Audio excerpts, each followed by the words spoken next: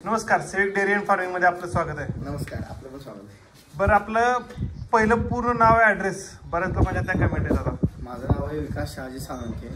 Address आहे मुक्काम post Ambavade, तालुका कोरेगाव, जिल्हा सातारा. साताऱ्यापासून आलं तर 21-22 किलोमीटर आहे आणि कोरेगावपासून आलं तर 8-9 किलोमीटर अंतर. आणि मोबाईल नंबर 74 20 99 21 47. ठीक आहे. ह्यावेळी किती लॉट आणलेला आहे? त्यावेळेस गाय जास्त नाही, 7च गाय आहेत त्या. म्हणजे आता आजच व्हिडिओ बनवते ना, आता 2-3 तास आणते. त्या सगळ्या बॅलन्स गाय आहेत त्या, सगळ्या अवेलेबल. बरं, हे कशी काय ही दुसरी आता दाताला 6 शिल्लक आहे. आणि ह्याचं काय रेकॉर्ड आहे तरी? आता काय ऍक्च्युली काय आहे डेन्मार्क सिमेंटचं, तर मोस्टली आता काय झालं माहिती आहे का, बेंगलोरचं जी बुल आहेत ना त्याचा सोर्सच वेगळा आहे. आणि आपल्याकडे आपण म्हणतो ABS, डेन्मार्क, WWS, म्हणजे इंटरनेटवर माहितीच्या कंपनीत आपण ती नावं घेतो. पण त्यांची जी पॅडेगरी बघायला गेलो ना, तर त्यांची पॅडेगरी फार विचित्र आहे, वेगळी पॅडेगरी आहे त्यांची. आणि जे आपण म्हणतो का नाही, आता फॉर एक्झाम्पल तुम्हाला सांगतो, मी एक माझा मित्र आहे, त्याला 2 गाय दिल्या होत्या. मी बँगलोरची एक गाय दिली होती फर्स्ट टाइमवर माझ्या सिलेक्शनची टॉपची, आणि एक सारडाची गाय दिली होती जनरेशन 7 जनरेशनची कालवड. जी जनरेशनची कालवड होती विथ पॅडेगरी घेऊन आली, किती 6व्या जनरेशनची पॅडेगरी घेऊन आली कालवड. ती कालवड त्या जोडल्या बँगलोरची कालवड दिली मी. दोन्ही सेम खोराकावर, दोन्ही सेम दावणीला, दोन्ही सेम खात्यात. तरी सुद्धा बँगलोरची कालवड जास्त चालली. मला डाऊट येतो काय कळस यार नक्की काय, म्हणजे ती लय पुढे पोचलेत ऍक्च्युली. फक्त काय आहे की कोणी ब्रिडिंगवर कसं काम केलंय, लेखी नाही त्यांच्याकडे. पण त्यांचं आता तुम्हाला एक फॉर एक्झाम्पल बघायला गेलं ना, तुम्हाला सांगतो ना त्यांचं. आता ही बँगलोरची समजा पॅडेगरी आहे, हे नाही शाळा डायरेक्टर आहे ही. आता शाळा डायरेक्टर ही LB फसरघट्टाची दिसली का, नॉट केरला करंडा फसरघट्टाची. तर यांची शाळा डायरेक्टर बुल कसं आहेत माहिती आहे का, आता ही LB फसरघट्टामध्ये डेव्हलप झालेला बुल आहे. याचं दूध आहे 7000 लिटर बरोबर, दुसऱ्याचं आहे 7000 लिटर. हो का, याचं 9800 लिटर दूध दिलेलं आहे. ह्यांचा सोर्स कुठला आहे? जर्मनी आहे. हो काय, हे 13000 लिटर आहे. हे सोर्स कुठला आहे? जर्मनी. दिसला यांचं जी बोलतं. आणि ह्यांचा नंबर आहेत ना D 35 86 असं एवढं बोलत ना, हजारो बोलत यांच्याकडं. आणि इयरली जर लॅक्टेशनचा ॲव्हरेज काढा गेला ना, ॲव्हरेज आपण तर माझ्या शिकून बेसिक गायची चांगल्या सिलेक्शनची बेसिक गाय 7000 8000 9000 लिटर पर्यंत देशी 100% घेतील. म्हणजे सध्या आपण जे मार्केट जे स्वप्न बघतोय 7-8 हजार लिटर दिलं पाहिजे, त्यांची लोक रेग्युलर आहे. आता विचार करा की तुम्ही आपल्या कुठल्या बेह्याला फोन करा, त्यांचं चांगलं सिलेक्शन घ्यायचं, त्यांना फोन करा, म्हणाला गायनं लगातार किती दूध दिले. प्रत्येक माणूस काय म्हणतो की मला 8 महिने दूध लगातार दिलंय, 7 महिने दिलंय, 6 महिने दिलंय. म्हणजे याचा अर्थ काय की गाय तुम्ही लगातार 25 लिटरनं जरी आपली गाय 6-7-8 महिने परफॉर्म केला तर तुम्हीच ॲव्हरेज काढा किती झाले. आणि तिथनं पुढं ड्रायला होताना 20वर ड्रायला येते, किंवा म्हणतो जर आधीच तर 15-16ला ड्राय होती. ॲव्हरेज घ्यायचं बसते 100% चांगलं वेगळं घ्यायचं. लोकलची काय करते त्यांना प्रोडक्टिव्ह लाईफ कमी आहे. म्हणजे जी आपण म्हणतो ना मदर ब्लड लाईन तुला भयंकर आहे बँगलोरची, त्यात वादच नाही. म्हणजे ॲज कम्पेअर स्वतः माझा प्रॅक्टिकल अनुभव आहे. आता माणसांना काय झालं, गाय आपण तर गाय आणतोय, गाय विकतो, आपण तर गाय किती परवडणार आहे. माणसानं स्वतः हुशार झालं पाहिजे की गाय कशी घ्यायची. जर गाय घ्यायला पाहिजे, मला आज मी जर शेतकरी असतो, मी जर तुमच्याकडे गाय घ्यायला असतो, तर मी गाय घेताना काय बघायचं, इथं जर शेतकरी नाही म्हणतात तर शेतकरी काहीच नाही, म्हणजे प्रॉब्लेम येतच नाही. म्हणजे गाय कुठनं बी घ्या, पण बघून घ्या काय बघायचं किती काय पुरवणार आठवड्याला 2, 4, 5, 10, 15 हे पैसे काय देतात, आपली एक मर्यादा पडते. आता ही कालवड शेतकऱ्यांना समजा तयार केली, फॉर एक्झाम्पल ₹1,00,000 कालवड तयार केली, आपण एक झालं विकायचं असं धरून झालं. पण ही कालवड घेताना काय बघावं, गायची उभं राहायची पद्धत बघायची, गायची बॉडी स्टेटलाईन कसे बघायची, त्याचा फॉस्फरस डाटा किती आहे, गायची गळवण किती आली यार, ह्या सगळ्या गोष्टी तुम्हाला समजतात. जेवढं जनरेशन पर घेऊन येईल ना तेवढी उभं राहायची पद्धत अशी आहे. म्हणजे सगळ्या पुढचे वगैरे ही बुडची काय आहे, एवढी बुडची नाही. आता फर्स्ट टाइमला 34 लिटर चालली काय. आता बेंगलोरमध्ये मोस्टली त्यामध्ये माहिती आहे का, वेगवेगळे लेट लावतात गावात 4 दाताला 6 दाताला तुम्ही बघितले. त्यामुळे त्यांचा परफॉर्मन्स आणि यांचा परफॉर्मन्स असा दिसतात बघा. ठीक आहे, हिची बॉडी स्टेटला बघितली कशी आहे, ही स्टेटला बघा बरोबर, उभं राहायची पद्धत बघा. मास्क कमी पाहिजे, गायच्या गव्हाचा मास्क कमी पाहिजे, कानातच करू. आता थोडक्यात आता माझं समजा आता मी व्यायाम करतोय, माझा हळू बदल होतोय का, तर आपण कसं होतो, जसं जसं आपण प्रॅक्टिस करत तसं तसं माणूस सुधारत जातो. तसंच आहे, जेव्हा तुम्ही ब्रीडवर हळूहळू काम कराल ना तसं तुमचं ब्रीड इम्प्रूव्ह होत जातं. थोडक्यात आता ही काय आहे, आता ही बरेच जण म्हणणार जर्सी आहे, मी पण आलेला जर्सीच म्हणलेलं. ऍक्च्युली जर्सी नाही, ही आहे रेड डॅनिस. रेड डॅनिस हा बुल आहे ह्याचा डेन्मार्कचा. आणि आपण म्हणायचो का नाही, जुनी समजूत आहे बघा, जुनी माणसं म्हणायची की रेड्डेन गाय आहे, रेड्डेन गाय. ॲक्च्युली काय होतं, रेड डेन, पण माणसाला काय होतं रेड डॅनिस बोलता येत नव्हतं आपल्या इथल्या माणसांना. तर काय म्हणायची माणसं रेड डेन आहे, म्हणजे ॲक्च्युली रेड डॅनिस जी काय आहे ती रेड डॅनिस.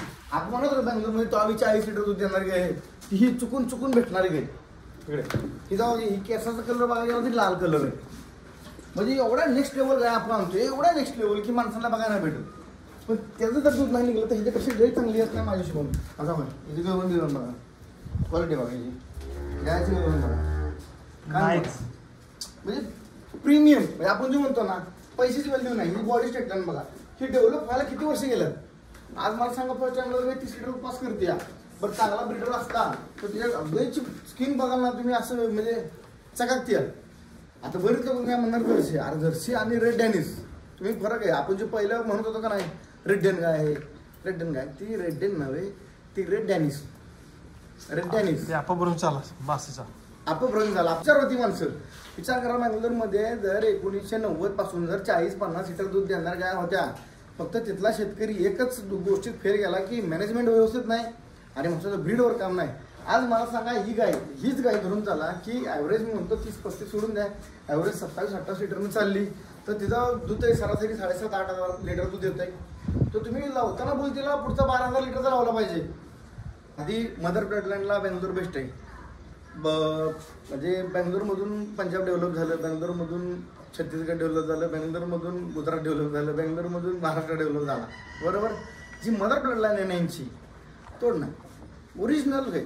प्रत्येक काय आहे की माणसाला फसवून घेणे ऐकलं पाहिजे. बेंगलोरचं म्हणून बेंगलोरचीच गाय गेली पाहिजे. 100% दूध जाणार त्याकडे गाय. बेंगलोरचे काय दूध देतात त्यात काय वादच नाही, फक्त त्याला सांभाळता आलं पाहिजे. काय झाले आता माणसं अशी झाली की कुठली गाय बेंगलोरची म्हणून निघते ती गैरसमज आहे. तसं नाही पाहिजे. गाय खरोखर बेंगलोरची पाहिजे, तिथलं चांगलं. आणि ती पण गाय घ्यायचा पॅटर्न आहे प्रत्येकाचा. गाय सगळ्या दूध देत नाही.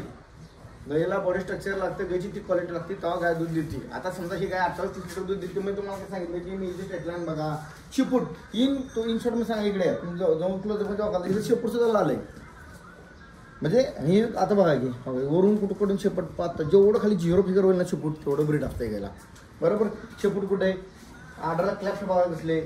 म्हणजे ही क्वालिटी आहे. जर तुम्ही ह्या गोष्टी जर बघा शिकला नसेल तर जे आपल्याकडे घेतो कोणाकडे घेतो त्या गोष्टी काही फरक पडत नाही, फक्त त्याचं पैसे बरबाद होऊ नयेत. कारण काय होतं कोण कोणाला फुकट देत नाही. पण मी 5-10,000 कमिशन घेणार, दुसरा घेणार, तिसरा घेणार, पण ज्याच्याकडे गाय घेत त्यांना कमीत कमी ॲटलिस्ट सिलेक्शन गाय दिलं ना तर काय फरक पडत नाही. फक्त मुळात आहे नाही ज्याच्याकडे तुम्ही गाय घेता ना त्याला गाय का हवी, ही गाय ओरिजिनल आहे. महत्वाचं माणसांचं काय होतं, आज शेतकरी लोक 1.5 लाख लावतात, 2 लाख लावतात. अगदी आपण बी विकतोय 1.5 लाखानं 2 लाखानं. पण ती गाय जो व्यापारी घेतोय किंवा जो शेतकरी घेतोय त्याला ऍटलिस्ट त्याचं सिलेक्शन का मग तुम्ही गाय घ्या, नाहीतर पुढच्याला गाय काय तर तुम्हाला काय जाणार ते. आता ही फर्स्ट टाइम सेकंड टाइम आहे हे पण कंडिशन बघा तुम्ही. आता ऑर्डर बिटर बघा कुठे.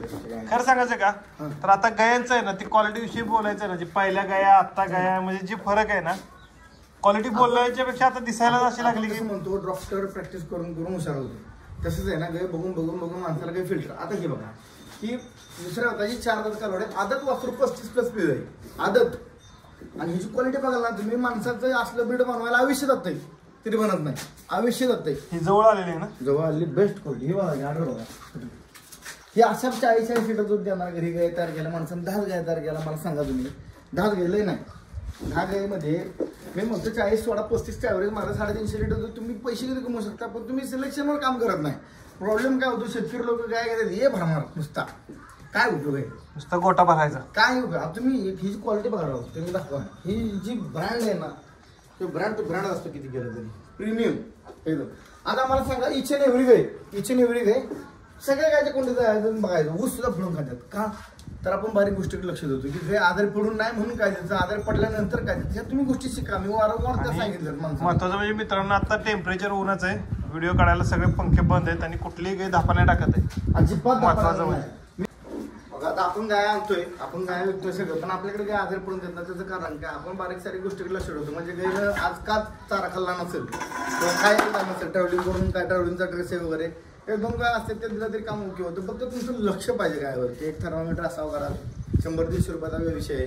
परत मी तुम्हाला वारंवार त्या गोष्टी सांगितलं, आजही ते सांगतो परत की कसं असतं 100च्या पुढे 102-103चं टेम्परेचर असेल तर नॉर्मल इकडं द्या, NPCR द्या किंवा ऑक्सिडेटर सायक्लिन जर दिलं तर तुमची काही कवर होती, डॉक्टरांची गरज लागत नाही. तर तुम्ही त्या स्टेजला गेल्यावर तुमची काही आजारी पडू शकत नाही. बेसिक गोष्टी असतात, बेसिक पासूनच मोठे प्रॉब्लेम चालू होतात. बरं आता आम्हाला एक सांगा, समजा की एखाद्या ठिकाणी तुम्हीच गाय घ्यायला गेलाय हा आणि गाय मध्ये काय बघता, एक पर्टिक्युलर कुठली बी गाय दाखवा आणि त्याच्यात सगळे आम्हाला. माझी चॉईस, बाकीच्यांचं काय माहिती नाही. माझी चॉईस, हं, मी सगळ्यात पहिल्यांदा बघतो बॉडी स्ट्रेटलाईन. हं. बॉडी स्ट्रेटलाईन कशी आहे, बरोबर, याचा चौक केवढा मोठा आहे, याची पायाची स्टेप कशी आहे, उभं राहायची पद्धत. तर नुसती नक्की जर कबली तर मी काही घेत नाही. मी माझं स्वतः सांगतोय, मला बाकीच्यांचं काय नाही.